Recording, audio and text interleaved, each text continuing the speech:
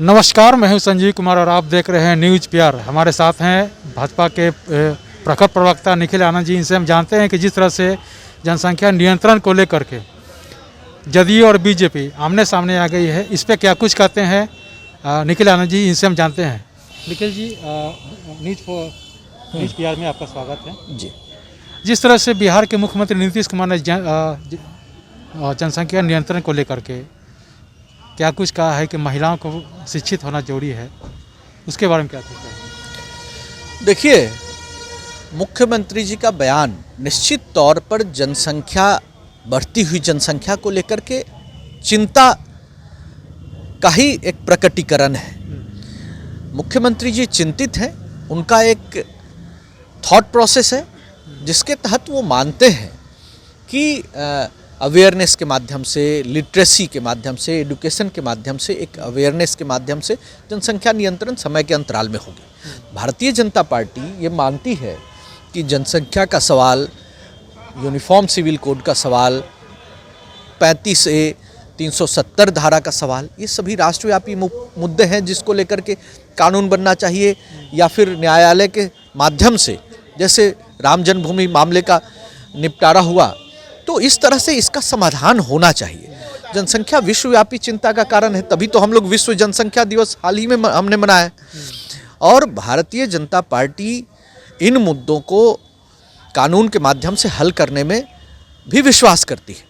अब मुख्यमंत्री योगी आदित्यनाथ जी ने जनसंख्या नियंत्रण को लेकर के जो कुछ भी कहा है, जो कानूनी प्रक्रिया अपना रहे हैं, जो पॉलिसी इनिशिएशन कर रहे हैं, उसका हम समर्थन करते हैं। बिहार के मुख्यमंत्री जी की भी चिंता है उस ओर, लेकिन ये कोई कॉन्फ्लिक्ट नहीं है, ये पॉलिटिकल कॉन्फ्लिक्ट नहीं है, ये शेयरिंग ऑफ आइडियाज है। और मुख्यमंत्री जी की चिंता भी वाजिब है, वो एक तरीका है, वो भी चाहते हैं कि जनसंख्या नियंत्रण हो, लेकिन उनके अपने थॉट प्रोसेस है। और जेडीयू और बीजेपी लड़ाई हो गई, ऐसी मीडिया जो बातें कर रही है, हमारा मानना है कि अगर जनता दल यूनाइटेड विचारधारा के तौर पर हमारी ही तरह होती तो भारतीय जनता पार्टी होती, जदयू अलग पार्टी होती ही नहीं। लेकिन उनके अपने एक आइडियोलॉजिकल नोशन है, पॉलिटिक्स को एक्सपेंड करने का उनका अपना एक स्ट्रेटजी है, तो उसके तहत वो काम कर रहे हैं। और बिहार में जो सरकार है वो निश्चित तौर पर भ्रष्टाचार मुक्त, अपराध मुक्त, सतत विकास के लिए बिहार को आगे ले जाने के लिए संकल्पित है, इस मुद्दे पर है। ये विवाद नहीं है, शेयरिंग ऑफ आइडियाज है। उत्तर प्रदेश में मुख्यमंत्री योगी आदित्यनाथ जी अच्छा काम कर रहे हैं। उन्होंने जनसंख्या नियंत्रण को लेकर के जो पॉलिसी इनिशिएशन किया है वो भी काफ़ी बेहतर है।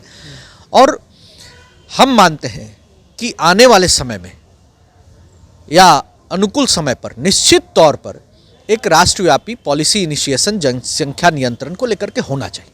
बिहार के डिप्टी सीएम ने भी जनसंख्या नियंत्रण को लेकर भी टिप्पणी की है। उन्होंने कहा कि महिला ही क्यों, पुरुष को भी शिक्षित होना चाहिए। देखिए, उन्होंने कहा, उनके अपने आइडियाज हैं और सब लोग इस मसले को लेकर के सेंसिटिव हैं। और मुख्यमंत्री जी का भी बयान बहुत संवेदनशील बयान है। हमारी उप मुख्यमंत्री रेणु जी ने भी जो बयान कहा है वो किसी को कॉन्ट्राडिक्ट नहीं किया है। उन्होंने भी बहुत ही संवेदनशील बयान दिया है कि स्त्रियों को ही नहीं, पुरुषों को भी होना चाहिए। वो एक महिला होने के नाते उन्होंने बहुत ही संवेदनशील बयान दिया है। और स्त्री और पुरुष तो समाज रूपी गाड़ी के दो पहिए हैं, तो दोनों के बीच ये संवेदनशीलता आएगी, लोग प्रयास करेंगे, जनसंख्या नियंत्रण एक अभियान की तरह चलेगा, तब इस पर कुछ काम हो सकता है। जी। तो आपने सुना कि जिस तरह से जनसंख्या नियंत्रण है, इस पर काम होना चाहिए।